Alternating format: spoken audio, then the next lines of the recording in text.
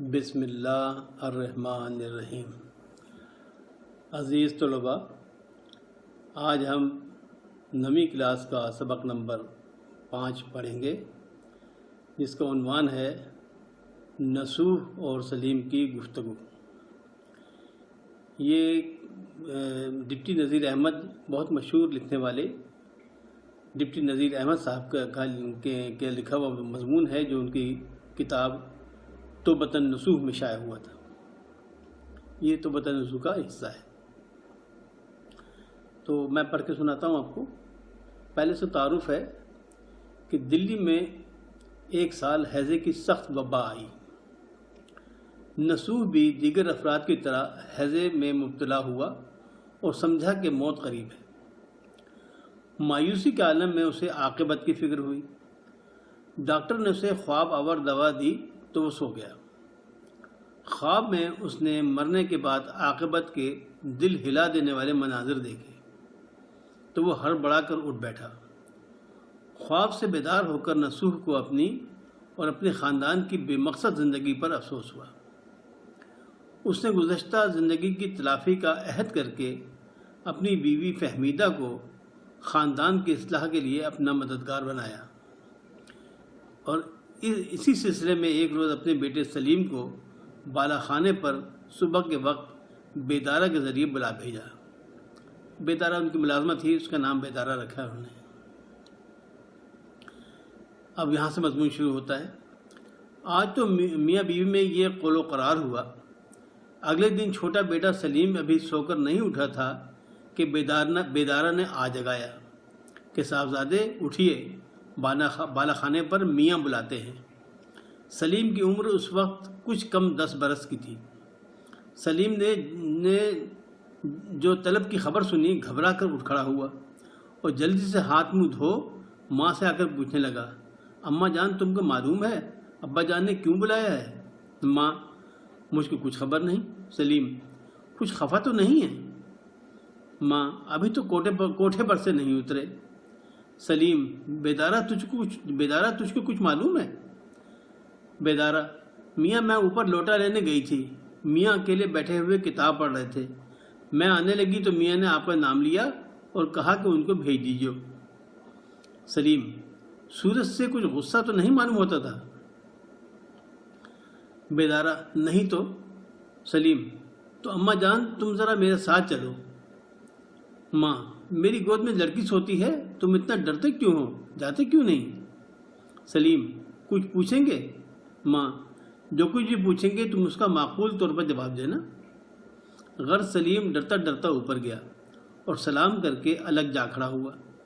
باپ نے پیار سے بلا کر پاس بٹھا لیا اور پوچھا، باپ کیا پوچھتے ہیں؟ باپ، کیوں صاحب آج مدرسے نہیں گئے؟ بیٹا، جی بس جاتا ہوں، ابھی کوئی گھنٹے بھر کی دیر اور ہے۔ باپ، تم اپنے بھائی جان کے ساتھ مدرسے جاتے ہو یا الگ؟ بیٹا، کبھی کبھار بھائی جان کے ساتھ چلا جاتا ہوں، ورنہ اکیلا جاتا ہوں۔ باپ، کیوں؟ بیٹا، اگلے مہینے امتحان ہونے والا ہے، چھوٹے بھائی جان اسی کے واسطے تیاری کر رہے ہیں۔ صبح سویرے اٹھ کر کسی ہم جماعت کے یہاں چلے جاتے ہیں، وہاں ان کو دیر ہو جاتی ہے تو پھر گھر نہیں آتے، میں جاتا ہوں تو ان کو مدرسے میں پاتا ہوں۔ باپ، کیا اپنے گھر میں جگہ نہیں ہے کہ دوسروں کے یہاں جاتے ہیں؟ بیٹا، جگہ تو ہے، مگر وہ کہتے تھے کہ یہاں بڑے بھائی جان کے پاس ہر وقت گنجفہ اور شطرنج ہوا کرتا ہے، اطمینان کے ساتھ پڑھنا نہیں ہو سکتا۔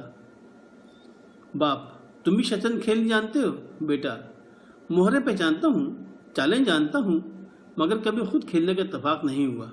باپ، مگر زیادہ دنوں تک دیکھتے دیکھتے یقین ہے کہ تم بھی کھیلنے لگو گے۔ بیٹا، شاید مجھ کو عمر بھر بھی شطرنج کھیلنی نہ آئے گی۔ باپ، کیوں؟ کیا ایسی مشکل ہے؟ بیٹا، مشکل ہو یا نہ ہو میرا جی ہی نہیں لگتا۔ باپ، سبب؟ بیٹا، میں پسند نہیں کرتا۔ باپ، چونکہ مشکل ہے اکثر مبتدی گھبراتا ہے۔ مبتدی سے مراد یہ کہ نیا ابتدا کرنے والا، مبتدی جو ابتدا کرتا ہو نیا۔ چونکہ مشکل ہے اکثر مبتدی گھبرایا کرتے ہیں۔ مجھے یقین ہے کہ گنجفہ میں تمہاری طبیعت خوب لگتی ہوگی۔ وہ بنسبت شطرنج کے بہت آسان ہے بیٹا ہاں شطرنج کی نسبت کر گنجفہ کو زیادہ ناپسند کرتا ہوں۔ باپ ہاں شطرنج میں طبیعت پر زور پڑتا ہے اور گنجفہ میں حافظے پر۔ بیٹا میری ناپسندیدگی کا کچھ خاص کر یہی سبب نہیں ہے، بلکہ مجھ کو سارے کھیل برے معلوم ہوتے ہیں۔ باپ تمہاری اس بات سے مجھ کو تعجب ہوتا ہے، اور میں تم سے تمہاری ناپسندیدگی کا اصل سبب جاننا چاہتا ہوں، کیونکہ شاید اب سے 5 یا 6 مہینے پہلے جن دنوں میں باہر کے مکان میں بیٹھا کرتا تھا، میں نے خود تم کو ہر طرح کے کھیلوں میں نہایت شوق کے ساتھ شریک ہوتے دیکھا تھا۔ بیٹا آپ درست فرماتے ہیں، میں ہمیشہ کھیل کے پیچھے دیوانہ بنا رہتا تھا، مگر اب تو مجھ کو ایک دلی نفرت ہو گئی ہے۔ بیٹا آخر سے کوئی سبب خاص ہوگا؟ بیٹا آپ نے اکثر 4 لڑکوں کو کتابیں بغل میں دابے گلی میں آتے جاتے دیکھا ہوگا۔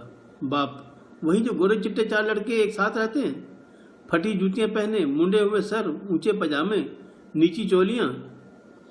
بیٹا ہاں جناب وہی 4 لڑکے۔ باپ پھر؟ بیٹا بھلا آپ نے کبھی ان کو کسی قسم کی شرارت کرتے دیکھا ہے؟ باپ کبھی نہیں۔ بیٹا جناب کچھ عجب عادت ان لڑکوں کی ہے، راہ چلتے ہیں تو گردن نیچے کیے ہوئے، اپنے سے بڑا مل جائے، جان پہچان ہو یا نہ ہو، ان کو سلام کر لینا ضرور۔ کئی برس سے اس محلے میں رہتے ہیں، مگر کانوں کان خبر نہیں۔ محلے میں کوڑیوں لڑکے بھرے پڑے ہیں، لیکن ان کو کسی سے کچھ واسطہ نہیں۔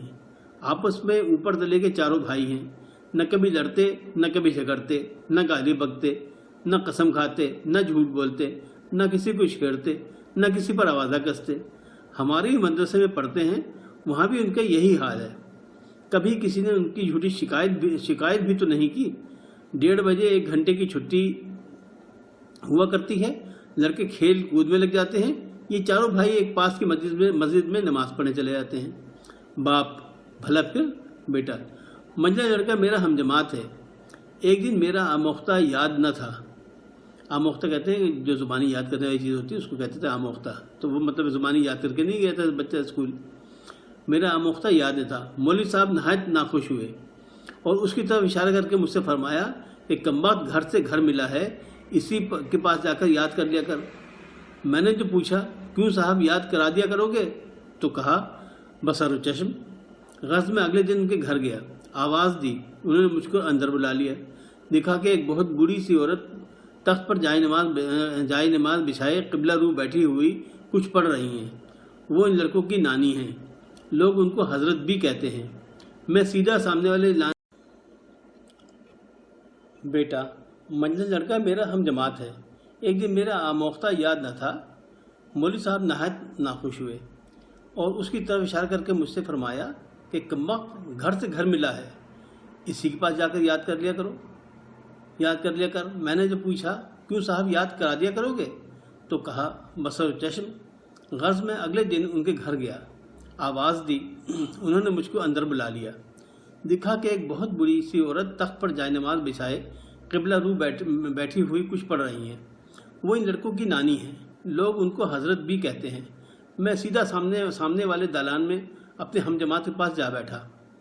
جب حضرت بھی اپنے پڑھنے سے فارغ ہوئیں تو انہوں نے مجھ سے کہا کہ بیٹا گو تم نے مجھ کو سلام نہیں کیا، لیکن ضرور ہے کہ میں تم کو دعا دوں، جیتے رہو، عمر دراز، خدا نیک ہدایت دے۔ ان کا یہ کہنا تھا کہ میں غیرت کے مارے زمین میں گڑ گیا اور فوراً میں نے اٹھ کر نہایت ادب کے ساتھ سلام کیا۔ تب حضرت بھی نے فرمایا بیٹا برا مت ماننا، یہ بھلے مانسوں کا دستور ہے کہ اپنے سے جو بڑا ہوتا ہے اس کو سلام کر لیا کرتے ہیں، اور میں تم کو نہ ٹوک دی، لیکن چونکہ تم میرے بچوں کے ساتھ اٹھتے بیٹھتے ہو، اس سبب سے مجھ کو جتا دینا ضروری تھا۔ اس کے بعد حضرت بھی نے مجھ کو مٹھائی دی اور بڑا اصرار کر کے کھلائی۔ مدتوں میں ان کے گھر جاتا رہا۔ حضرت بھی مجھ کو اپنے نواسوں کی طرح چاہنے اور پیار کرنے لگی اور مجھ کو ہمیشہ نصیحت کیا کرتی تھی۔ تبھی سے میرا دل تمام کھیلوں کی باتوں سے کھٹا ہو گیا۔ تو یہ جناب سبق۔ اب ہم چلیں گے مشق کی جانب۔ تو جناب اب ہم چلتے ہیں اس کی مشق کی جانب۔ مشق میں پہلا سوال ہے، اس میں لکھا ہے کہ مختصر جواب دیں۔ الف، بیدارہ نے سلیم کو جگا کر کیا پیغام دیا؟ اس کا جواب ہے بیدارہ نے پیغام دیا کہ بالا خانے پر میاں بلاتے ہیں، یعنی اوپر کی منزل پر آپ کے والد بلا رہے ہیں۔ بے، سلیم کی ماں نے سلیم کے ساتھ نسوح کے پاس جانے سے کیوں انکار کیا؟ اس کا جواب ہے کیونکہ ان کی گود میں ان کی بیٹی سو رہی تھی۔ اصل اس کو بریکٹ میں نے لکھ دیا کہ دراصل وہ چاہتی تھی کہ سلیم اپنے ابا کی نصیحت تنہائی میں سن سکے۔ جیم، سلیم اپنے بھائی کے ساتھ مدرسے کیوں نہیں جاتا تھا؟ اس کا جواب ہے کہ کیونکہ بھائی اپنے امتحان کی تیاری کے لیے اپنے ہم جماعت کے گھر صبح ہی چلے جاتے اور پھر وہیں سے اسکول آ جاتے تھے۔ یہ جواب ہے اس کا۔ دال، سلیم نے 4 لڑکوں کی کیا خوبیاں بیان کی؟ جواب ہے اس کا کہ راہ چلتے ہیں تو گردن نیچے کیے ہوئے، اپنے سے بڑا مل جائے تو چاہے جاننے والا ہو یا نہ ہو اسے سلام کرنا، کسی سے نہیں لڑتے جھگڑتے تھے، نہ کسی کو چھیڑتے ہیں نہ کسی پر آوازہ کستے ہیں۔ یہ تھی ان کی خوبیاں۔ اگلا سوال ہے حضرت بھی کون تھی اور انہوں نے سلیم کو کیا نصیحت کی؟ تو اس کا جواب ہے کہ حضرت بھی ان لڑکوں کی نانی تھی اور انہوں نے سلیم کو گھر میں آ کر ان کو سلام نہ کرنے پر نصیحت کی۔ سوال نمبر 2، مندرجہ ذیل محاورات کے معنی لکھیں اور انہیں جملوں میں استعمال کریں۔ تو محاورات کیا ہیں؟ جی لگنا، کان و کان خبر نہ ہونا، آوازہ کسنا، زمین میں گڑ جانا، دل کھٹا ہونا۔ تو اب اس کا جواب ہے جی لگنا۔ جی لگنا کہتے ہیں دل لگنے کو، اچھا لگنے کو۔ تو اس کا جو فقرہ ہوگا، جملہ ہوگا، وہ یوں ہوگا، بھائی میرا تو اپنی نانی کے گھر بہت جی لگتا ہے۔ اگلا جو محاورہ ہے وہ ہے کان و کان خبر نہ ہونا۔ اس کا جو مطلب ہے وہ ہے کسی کو پتہ نہ چلنا۔ اس کا جو جملہ ہے وہ یوں ہوگا کہ کسی کو کان و کان خبر نہ ہوئی اور حامد امریکہ پہنچ گیا۔ اگلا جو محاورہ ہے وہ ہے آوازہ کسنا۔ آوازہ کسنا کہتے ہیں کسی کو کسی غلط نام سے یا برے الفاظ سے پکارنا۔ تو اس کا جملہ یوں ہوگا، بازار میں کسی پر آوازہ کسنا انتہائی بری حرکت ہے۔ سوال نمبر 3، اس سبق کا خلاصہ لکھیں۔ خلاصہ چونکہ بہت مختصر ہوتا ہے، تمام باتیں نہیں لکھی جاتی ہیں، بٹ چیزیں باتیں لکھی جاتی ہیں۔ چیزیں مطلب خاص باتیں۔ تو ہم نے اس کا خلاصہ کچھ جو لکھا ہے وہ کچھ یوں ہے کہ اس سبق کا خلاصہ یہ ہے کہ دنیا اسی کی عزت کرتی ہے اور کامیابی اسی کو ملتی ہے جو نہ صرف تعلیم کو سنجیدگی سے لے بلکہ اپنے روزمرہ کے معاملات میں سچا اور باادب بھی ہو۔ محلے میں رہنے والے 4 باادب اور شریف لڑکوں کا ذکر اور ان کی کامیابیوں کا ذکر کر کے یہ نصیحت کی گئی ہے کہ معاشرے میں رہنے کے آداب کیا ہیں۔ تو یہ اس کا خلاصہ ہے۔ سوال نمبر 4، مندرجہ ذیل الفاظ کی جمع لکھیں۔ پہلے لفظ ہے خبر۔ خبر کی جمع ہے اخبار۔ خبر کی جمع کیا ہے؟ اخبار۔ دوسرا لفظ ہے کتاب۔ کتاب کی جمع کیا ہے؟ کتب۔ کتاب کی جمع کتب۔ تیسرا لفظ ہے مدرسہ۔ مدرسہ کی جمع کیا ہے؟ مدارس۔ اگلا لفظ ہے امتحان۔ امتحان کی جمع کیا ہے؟ امتحانات۔ اگلا جملہ ہے مشکل۔ مشکل کی جمع کیا ہے؟ مشکلات۔ 5واں سوال ہے کہ مندرجہ ذیل الفاظ کا تلفظ اعراب کی مدد سے واضح کریں۔ تو جو الفاظ ہیں وہ ہیں صورت، تعجب، مسجد، عمر دراز، بصر و چشم۔ تو یہ زیر زبر پیش ہیں، یہ آپ اپنی کتاب سے دیکھ کے لگا لیجیے گا۔ سوال نمبر 6، مصنف کا نام، سبق کا عنوان اور اقتباس کا نصابی سبق میں موقع و محل درج کرتے ہوئے مندرجہ ذیل اقتباس کی تشریح کریں۔ تو اقتباس کیا ہے؟ کئی برس سے اس محلے، اور پھر ڈیش کرنے کے بعد آگے لکھا ہے جھوٹی شکایت بھی تو نہیں کی۔ تو اب اس کا ہم نے سیاق و سباق کے ساتھ اس کا جواب وہ لکھنا ہے، ہم نے تشریح کرنی ہے کہ اس مضمون کے مصنف کا نام ہے ڈپٹی نذیر احمد، اور یہ اقتباس توبتاً نصوح سے لیا گیا ہے۔ یہ اقتباس سلیم اور ان کے والد جناب نصوح کے درمیان ہونے والے مکالمے کا حصہ ہے۔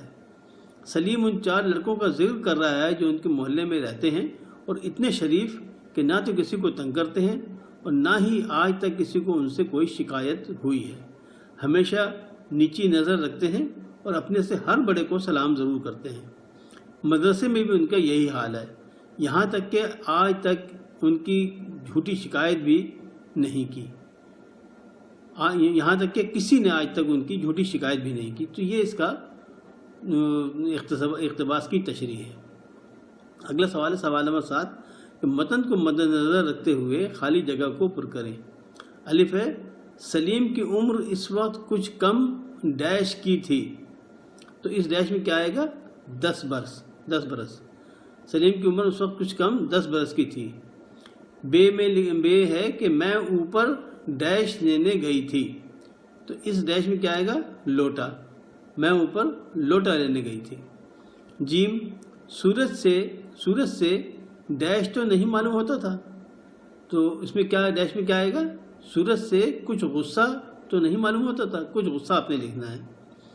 دال ہے سلیم ڈرتا ڈرتا ڈیش گیا اور ڈیش کر کے الگ جا کھڑا ہوا، تو اس میں 2 ڈیش ہیں۔ اس پہلے ڈیش میں کیا لکھنا ہے؟ سلیم ڈرتا ڈرتا اوپر گیا، تو پہلے ڈیش میں آپ نے لکھنا ہے اوپر، اور ڈیش کر کے تو اس ڈیش میں لکھنا ہے آپ نے سلام، تو فقرہ ہو جائے گا سلیم ڈرتا ڈرتا اوپر گیا اور سلام کر کے الگ جا کھڑا ہوا۔ اگلا ہے اگلے مہینے ڈیش ہونے والا ہے، کیا ہونے والا ہے؟ امتحان، اگلے مہینے امتحان ہونے والا ہے۔ اگلا جملہ ہے شاید مجھ کو عمر بھر بھی ڈیش کھیلنی نہ آئے گی، اس ڈیش میں آپ نے کیا لکھنا ہے؟ شطرنج، شاید مجھ کو عمر بھر شطرنج کھیلنی نہ آئے گی۔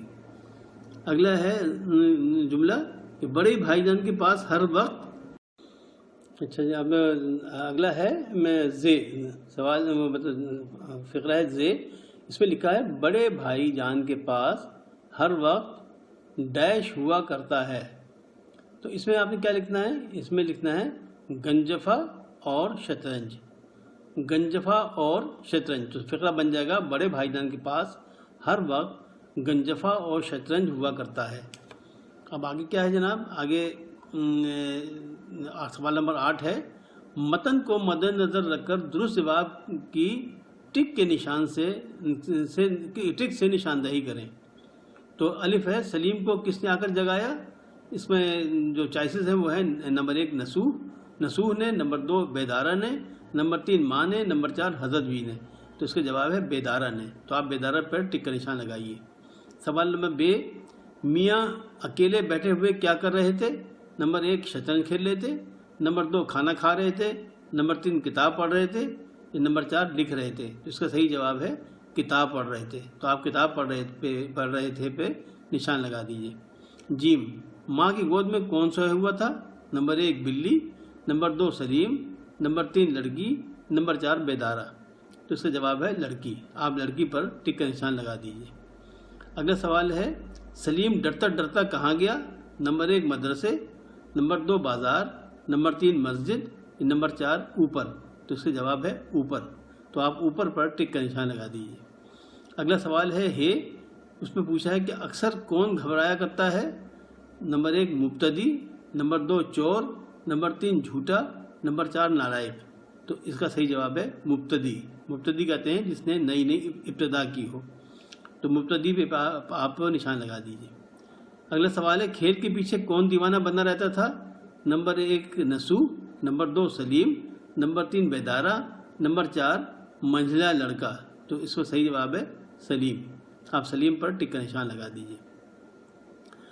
اس کے بعد جناب ناول کے بارے میں تھوڑی سی تفصیل ہے کہ ناول وہ کہانی ہے جس کی بنیاد حقیقی زندگی پر ہوتی ہے، اس میں زندگی کا کوئی ایک دور اس طرح پیش کیا جاتا ہے کہ وہ دور اپنے تمام رنگوں کے ساتھ موجود ہوتا ہے۔ کہانی کے واقعات کے بہاؤ میں ایک فطری پن ہوتا ہے، اس کے کردار گوشت پوست کے انسان ہوتے ہیں جن میں خوبیاں بھی ہوتی ہیں اور خامیاں بھی، کرداروں کے مکالموں کی زبان ان کے مرتبے اور مزاج کے مطابق ہوتی ہے۔ تو یہ جناب ناول کی تعریف ہے کہ ناول کیا ہوتا ہے۔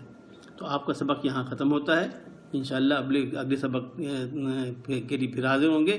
آپ جاتے جاتے آپ کو پھر وہی نصیحت کہ اس چینل کو سبسکرائب کر لیجئے، بیل آئیکن کو دبا کر آل کو سلیکٹ کر لیجئے تاکہ آپ کو جب نیا سبق لوڈ ہو تو آپ تک فوراً اطلاع ہو جائے۔ اور پھر وہی بات میں کہوں گا کہ اپنے تمام دوستوں کو اس کے بارے میں بتائیے تاکہ پاکستان کے زیادہ سے زیادہ بچے اس سے استفادہ حاصل کر سکیں۔ اللہ آپ کا حافظ ناصر ہو۔ السلام علیکم ورحمۃ اللہ وبرکاتہ۔